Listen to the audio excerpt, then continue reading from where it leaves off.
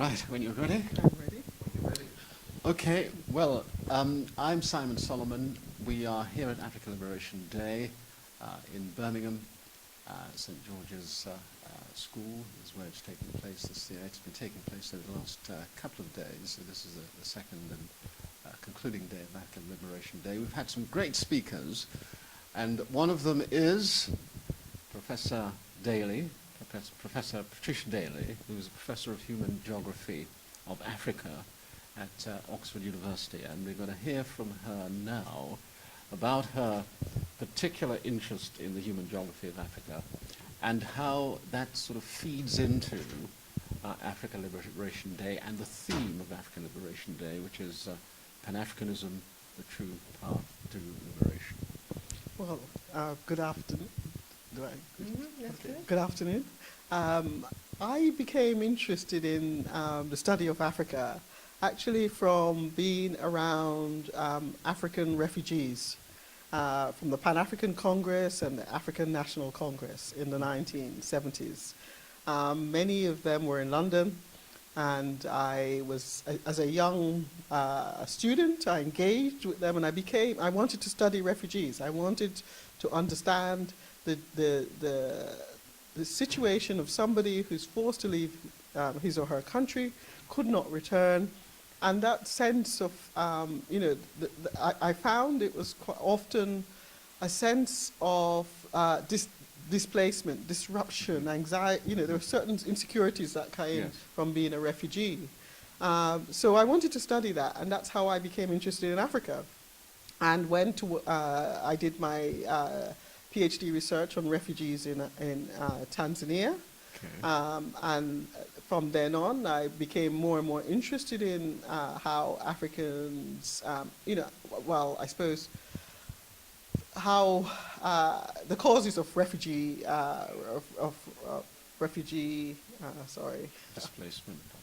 displacement. And I studied violence in Central Africa, and from that I then went on to look at peace, because of course the countries that I was studying were had been involved in civil wars, and then had peace negotiations. So I looked at the peace negotiations in Rwanda, looked at the peace negotiations in Burundi and the Democratic Republic of Congo. And for me,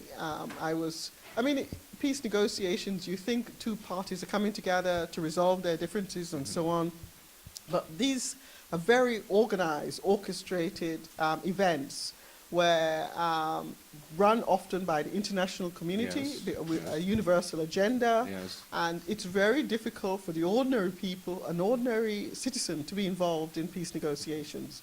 And often the pact that is drawn up is an elite pact, and therefore in many instances the peace doesn't endure because they have not, the discussions have not involved ordinary citizens. Yes.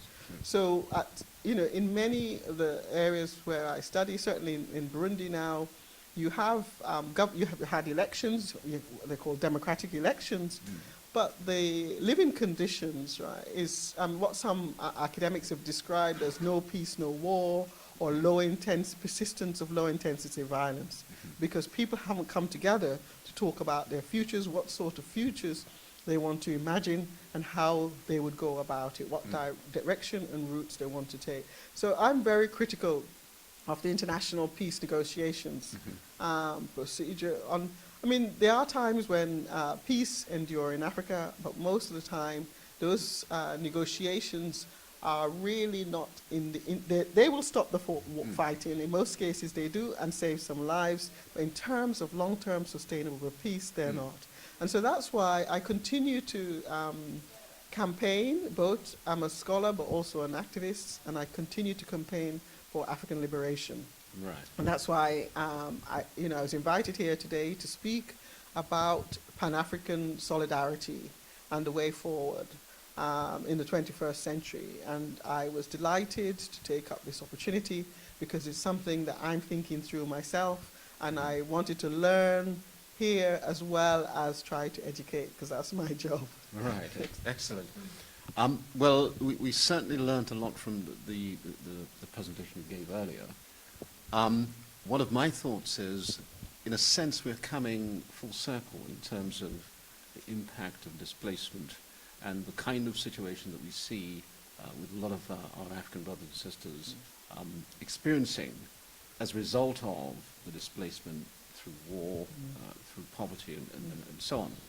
Because, of course, going back 500 years or so was a very serious displacement, you might say, with the Ma'afa, the enslavement of our ancestors coming out of the continent of Africa, forcibly removed from Africa.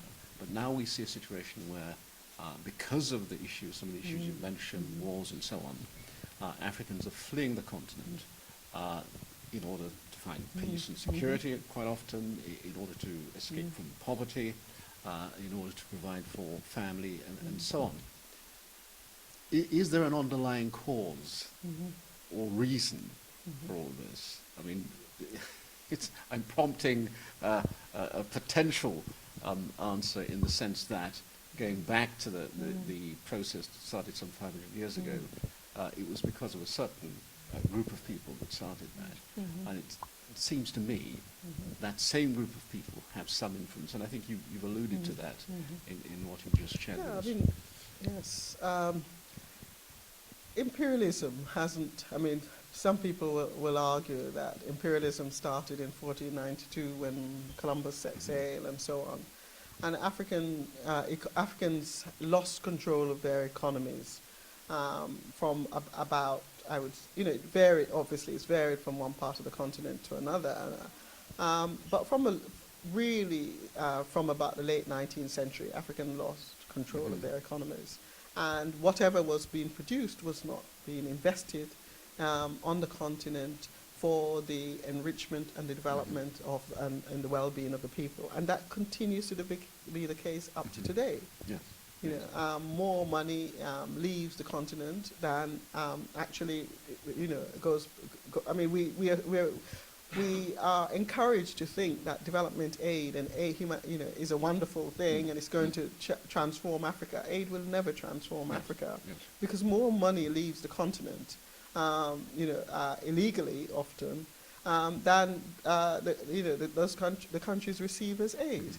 So there's a real, the issues are fundamental, but we know what they are. And it's about, I think the problem is that it's really difficult for individual African countries to make a stand, to reorientate their economy, to promote, development within or growth within, and a growth that is responsive to the needs of the people, not just economic growth for growth's sake, but one, because, it's been talked about nowadays that African economies are growing rapidly and so on. Yes. But if you go there, it's only a narrow group of people who are benefiting. Yes. Those economies that are growing are still very poor. Yeah. It seems to me, again, this comes back to the theme of African Liberation Day, Pan-Africanism. Because it seems to me that the only way that the nations of Africa are going to make progress is by embracing Pan-Africanism. You made a very interesting point. We had a discussion on a radio program yesterday, and correct me if I'm wrong, one of the points you were making is that unless the grassroots, the people generally, embrace Pan-Africanism, not simply leaders, because leaders appear not to be doing so, or not doing so as well as they could do, unless the people embrace Pan-Africanism, then Pan-Africanism is not likely to work on the African continent. Yes, I think you're right. But I think the point I was also making is that the people are very Pan-Africanist in their orientation already. It's the leaders that are holding the brakes on those sort of unity. And so if you look at the way people move across the continent of Africa, if you look at the solidarity that exists, the people are Pan-Africanists. Yes. What they have to do now is to develop a certain degree of activism around Pan-Africanism. Okay. So in their everyday lives, they're Pan-Africanists because they move across borders. They don't even use, in many instances, in some places, they don't use passports because they can just cross. And they trade their goods across the continent. But in order for us to make real progress, these the ordinary people have to organize, and they have to petition. They either petition their governments, but they not only petition, put pressure on their governments to make African unity a reality. But it will only come from them. I think that's what I was trying to say. Let me bring Sister Naila in at this point. Okay, give thanks. So we spent... Okay. So Patricia, you've spent a fair amount of time explaining, I guess, some of the issues that our African brothers and sisters face on the continent and the work that you've done to study and understand that. And you were quite clear in pointing out that you're an activist as well as a educator or researching. I guess what I'd like to understand, as a professor operating in the UK, how does that activism take shape here in the UK? It's variable, right? I think most of my activism is done in Africa. Okay. I work with an organization in Kenya called Fahamu. We publish an online newsletter called Pambazuka News. And it was originally a UK-based organization, but now we've moved it to Nairobi, and there are only two board members who are left in the UK. And I'm excited by the work that they're doing. It's a movement-building organization, and they're working with young people in some of the slum areas in African cities. They're working with university students. They're trying to mobilize people around some of the issues that we were talking about. Particularly, the African Union has some really good protocols, but they're not actually, actionized. So they have been campaigning around those. So that's my activism. I think what do I do in Britain? I give talks like this. I support activities by others. I think that's okay, all right. So for people perhaps who are hearing about your work for the first time, perhaps not understanding that this type of activity was going on, not understanding that, I guess, that black women are deeply involved in this kind of work, I think it provides, I guess, an opening for people to say, okay, well, this is going on. How can other people contribute, support this work that's going on? In Africa? In the UK, in whichever way you think. Yeah, I think one of the key things about, supporting activist work is to conscientize yourself, develop some awareness of the issues around you. And that might mean reading. And reading more widely. And I'm not critical. Some people are critical of young people who are on the internet. Once recently I was in Ethiopia, we were having a discussion, and an academic said, "Oh, young people don't read." And there was a young man says, "How do you know I'm not reading on my mobile phone?" Which is true. So we really, but again, they have to be directed. And there are a number of groups around that are writing about this condition of black people, African people, both in Europe, in the Americas, and so on. You have to start learning. Once you read, once you learn, and also participating in events like Africa Liberation Day, it's about self-education. Then because the thing is, you can't. I'm really humble when I go to Africa, because I don't live there. I go, I visit, I spend months, a year on the continent, but I don't know what it's like to be an African living, endure, daily in a country. So I never pretend to know more than they do. So I'm conscious, I read, I know about the situation there, but I go to learn from them. And sometimes they want to learn from me. And I said, look, I'm here to support you. I might have other areas of, I have a bit of knowledge about how to, operate, outside of the continent. So I can provide, if you want to know those skills, then I can help you with those. But, I go to learn and to support. So if they want to support me, and that's I think one of the things I do with young people here as well, there's a black doctoral network of young black scholars who are really trying to make a difference, because even though they're on doctoral programs, they're not necessarily successful because of the odds are stacked against them within academia. So, if they want encouragement, and sometimes they do, they contact me because they want support, they want to get some advice about how to deal with, their institution and so on. I'm there for them, So there are various ways in which you can support. Absolutely. Okay. So taking us back to today's theme, Africa Liberation Day today, or over the last couple of days, around Pan-Africanism being the path to true liberation, and the area of your research around people actually seeking to leave the continent for a whole range of reasons, I'm sure. What's your view about where our liberation lies? Can we truly be free and liberated outside of the continent, or do we need to be on the continent to do that? What's your view? I can't remember who said this, but our liberation is tied up with the situation on the continent. We can't be free or liberated without Africa being free and liberated. We can, and I'm not saying everyone should go back to Africa at all. It would be great if more of us could go back, but we also have developed lives and associations, outside of Africa, and so I want us to think about how we promote Africa with, the African in us in the context in which we are, as well, wherever we are, as well as fighting for the liberation of the continent, because without that liberation, we're nowhere.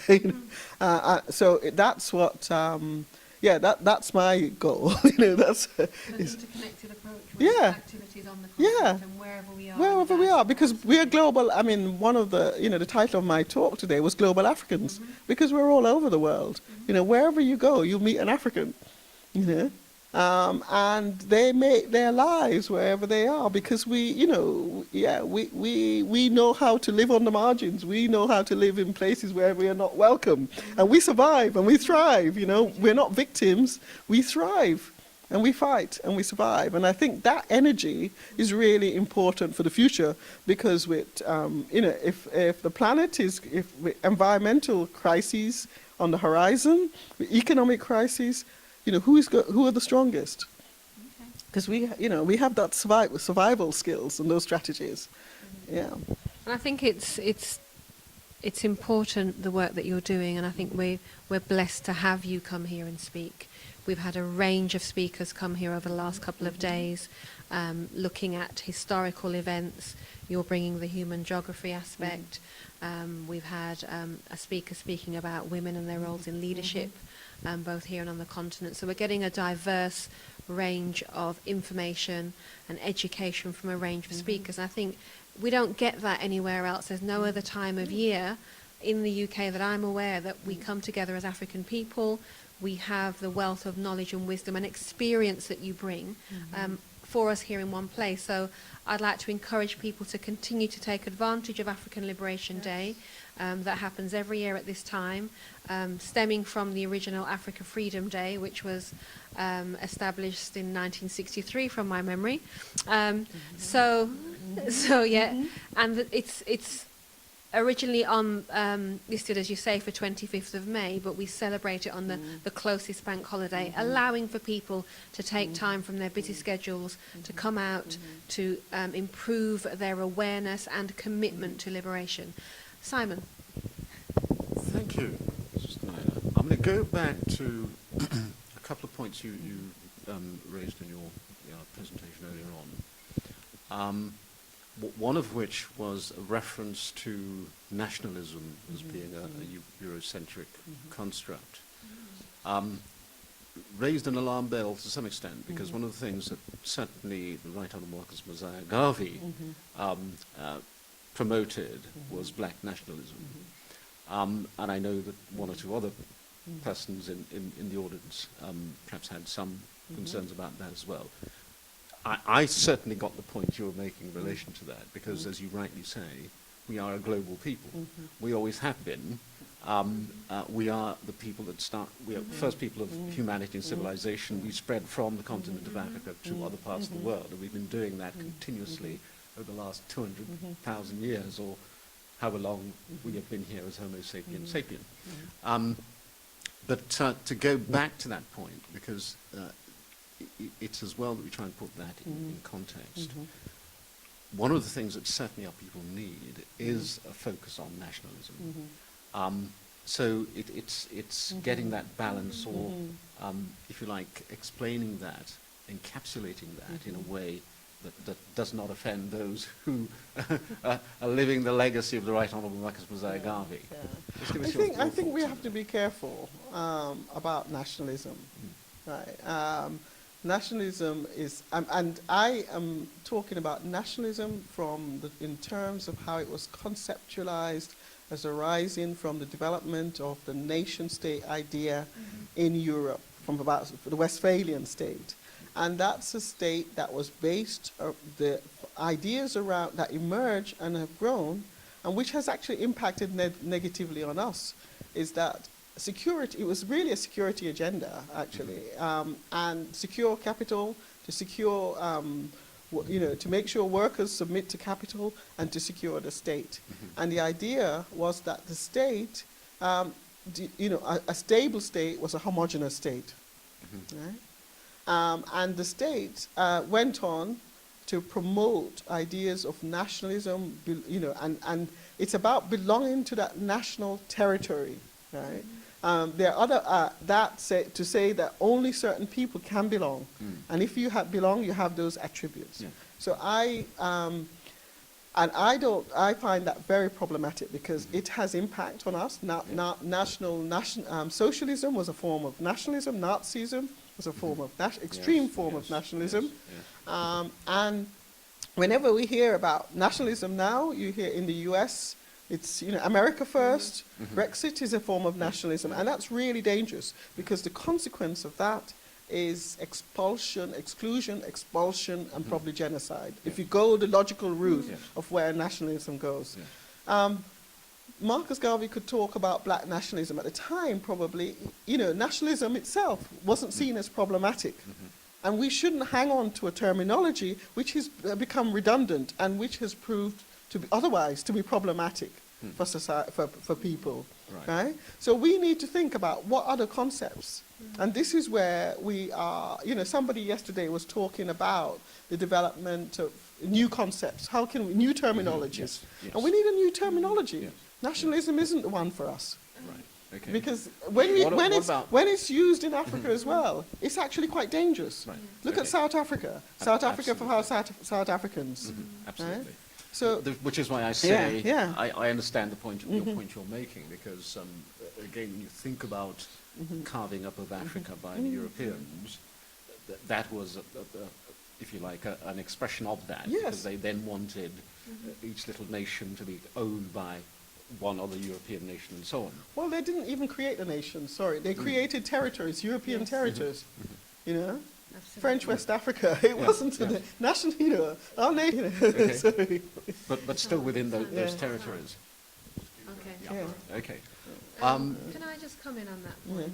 Because I absolutely hear the point you're making and don't disagree with it. What I would say is I think Garvey's approach of nationhood is slightly different to nationalism, because I interpreted that as about we are a nation of African people, and that nationhood is about that Africanness wherever we are.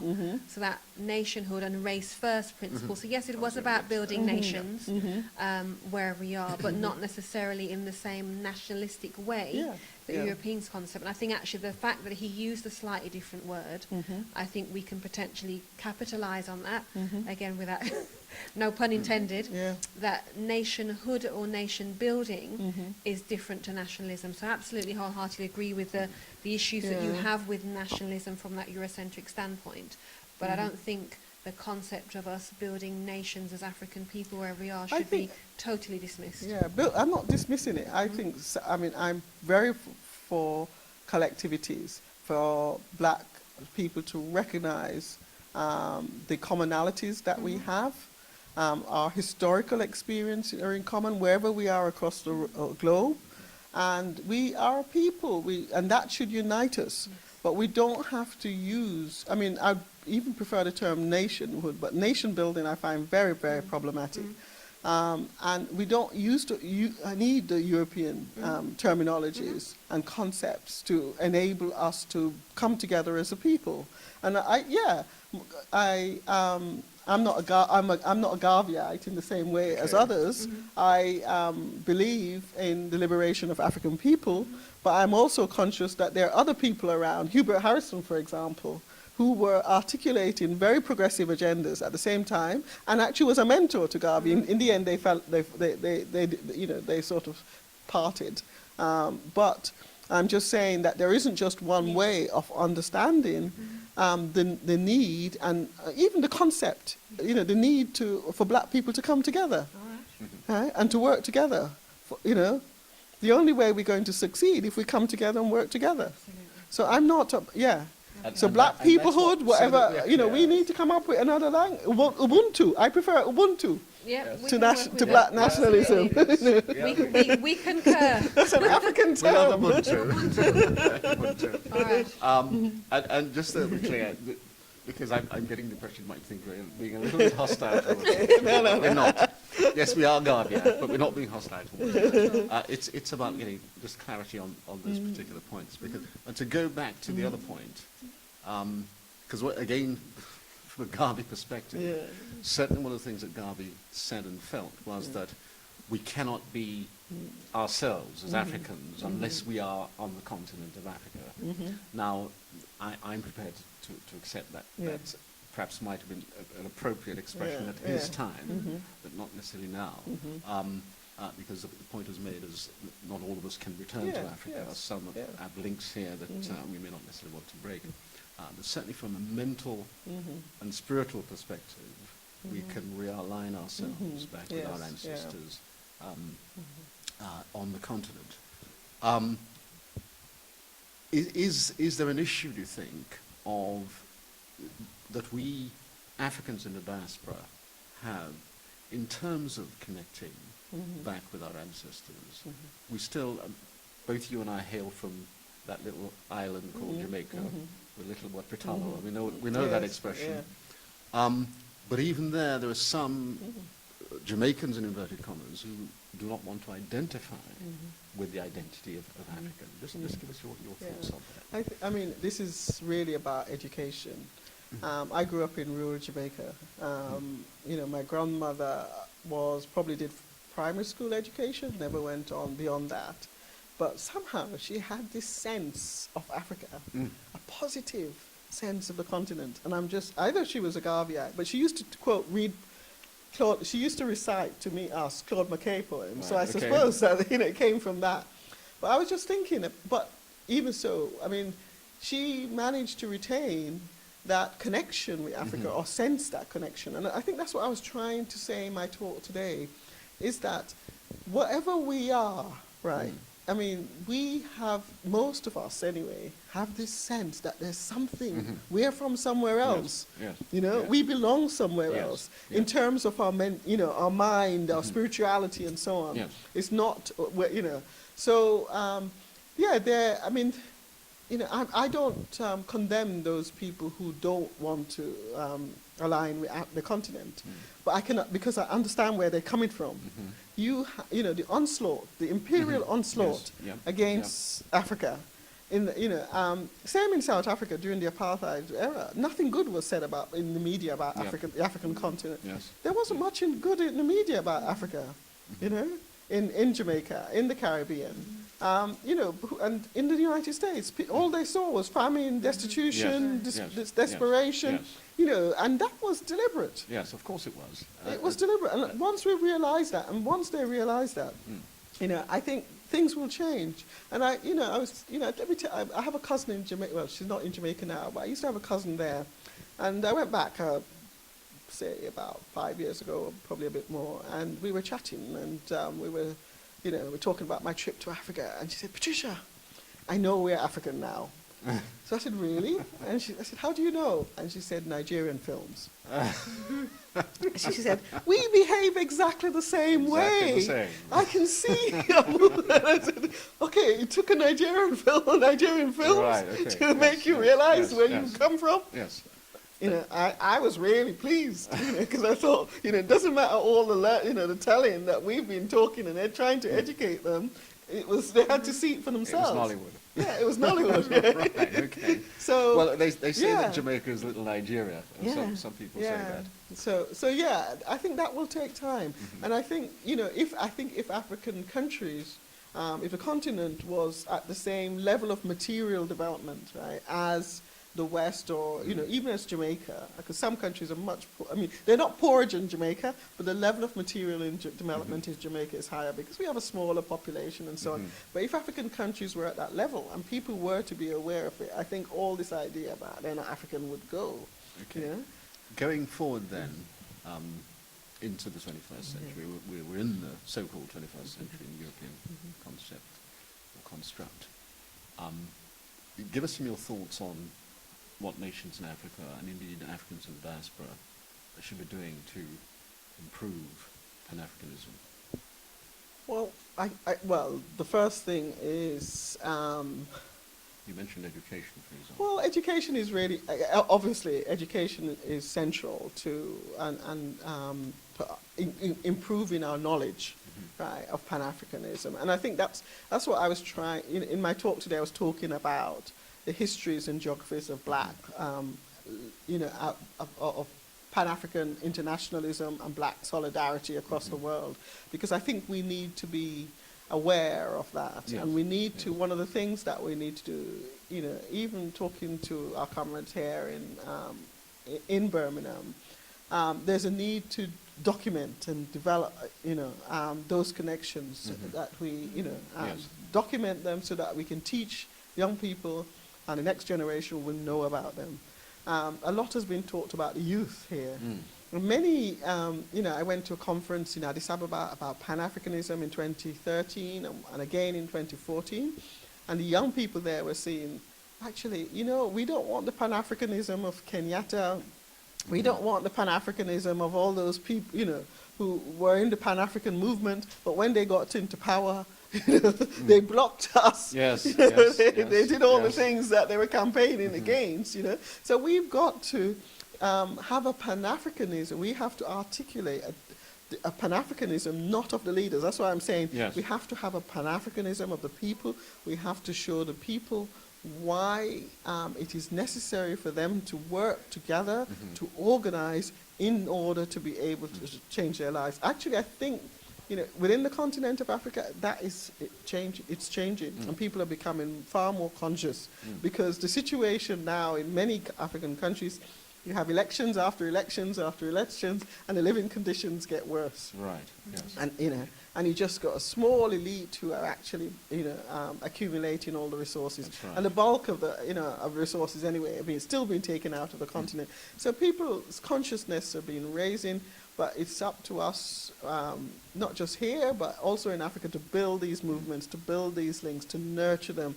To, you know, our children should be spending more time on the continent, you know, develop school programs, develop ways, you know, not just in Africa, but in other places where Africans are. And I was really thrilled to hear today that was an African Liberation Day conference in India. Yes, that was Because enlightening. one is needed there, you know, Absolutely. Some especially 200 now. million Yeah, Africans yeah, in India. yeah. But also because, not just because of them, but also, and the treatment that they've received, but also because of the attacks against African students, which have been taking place recently in India. These Nigerians You know? in particular, yes. Yeah, right, you know, and so, you know, we need to raise consciousness. And for me, wherever I go, you know, I travel, I meet people, irrespective of their racialized backgrounds and so on, who are progressive, who say they want to work, who, you know, whether, you know, and I meet people who are Africans who are not progressive, but I also meet many who want to link up, and those are the networks. We're in an interconnected world now. It's much easier. If you think, you know, the Garveyites of the 1930s, we're making links across the world, right? 2017. So. In 2017, you know, it's far easier for us. So, well, you know, yeah, and that's what we need to do, build those links. Excellent. Any closing points, Daley? No, just to thank you for joining us. And I guess the work that you've been doing, I hope you continue to do it, but also I guess that the work can grow, the awareness of it grows. So hopefully by you coming to Birmingham for African Liberation Day this year, that's helped spread some information. We can certainly continue to do that with the work that we do here. And as you say, the youth certainly, I think, are part of that path to Pan-Africanism and liberation. Thank you very much. Of course. Yes, can I just say something? That I've learnt a lot over the last couple of days. Okay. I've learnt a lot from the other speakers, and so it's been a really great, for me, a really important event in terms of my own education. Yes. So yeah, I would promote it. I definitely promoted it, and I'm going to come next year. Excellent. Not as a speaker probably, but as a Okay. participant. Well, Thank you. It'd be lovely to have I've been you. But I'm trying in to the get you UK. here for the last couple of years, so hopefully you'll be back next Yeah, year. thank you. Excellent. We're very happy you've come. Thank you. Thank you Thank very you. much.